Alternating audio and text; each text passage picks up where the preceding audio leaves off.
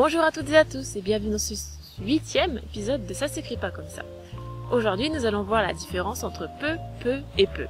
Mais avant cela, faisons un petit exercice. Pas sur l'épisode d'avant, mais sur celui d'encore avant. Ouais, ça.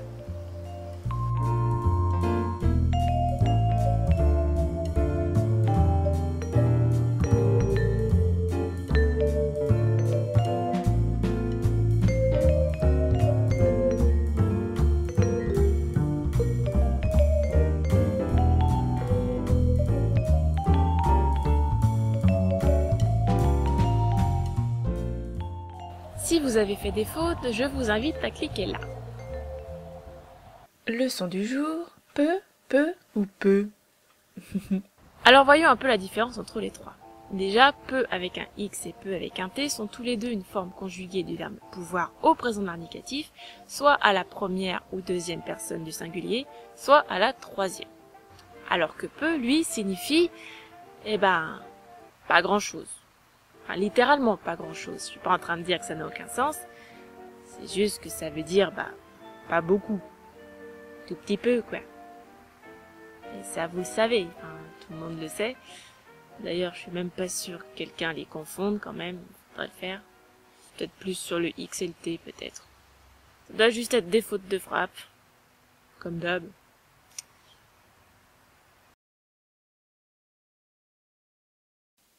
Comment va-t-elle ? Elle va un peu mieux. Elle a repris les vidéos.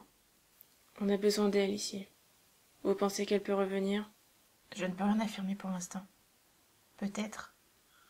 Ou peut-être pas. On verra bien. Très bien. Tenez-moi au courant. Merci, docteur. Je vais faire mon possible, commandant. Mais je ne vous promets rien.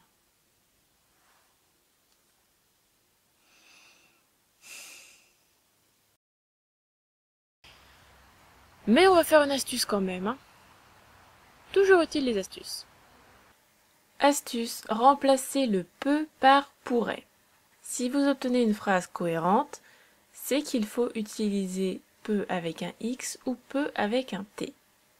Sinon, écrivez peut sans X ni T.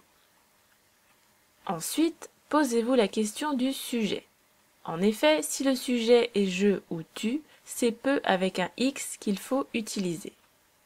Alors que si le sujet est il, elle, on, le voisin, le chat, le chien, le facteur, le professeur, le verre, le ciel, le plat de spaghetti, la sorcière, le monstre marin, le village, le maire, le truc muche machin chouette bidule truc, bref, tout ce qui n'est pas je ou tu, dans ce cas, c'est peut avec un T qu'il faut utiliser.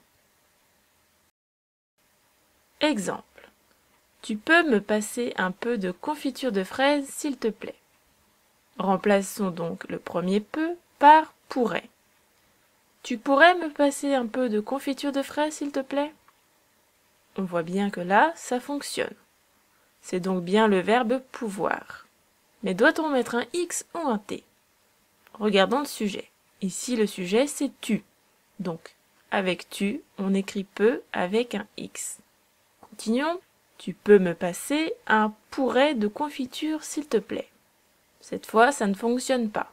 C'est donc peut sans X ni T qu'il faut utiliser. Non, je ne peux pas, mais Roger peut peut-être t'en passer. Remplaçons par pourrait. Non, je ne pourrais pas. Ça fonctionne. C'est donc bien le verbe pouvoir qu'il faut utiliser. Ici, le sujet est je. On va donc utiliser peut avec un X. Continuons la phrase. Mais Roger peut peut-être t'en passer. Mais Roger pourrait peut-être t'en passer. Ça fonctionne aussi. C'est donc encore une fois le verbe pouvoir. Quel est le sujet? Roger. Donc, il. On va donc mettre peut avec un T. Ensuite, on a l'expression peut-être. Déjà, on entend le T grâce à la liaison. Donc là, il n'y a pas de question à se poser. Peut-être s'écrit toujours avec un T. Oh, maintenant je vous laisse faire l'exercice. Exercice.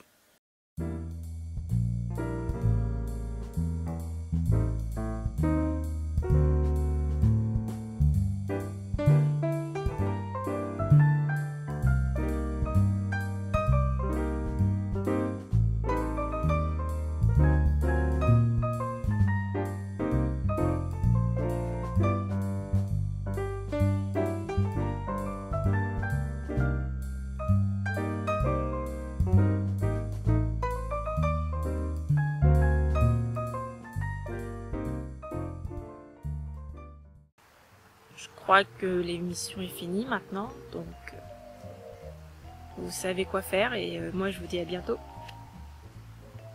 Ou pas, c'est ce que vous voulez. Hein.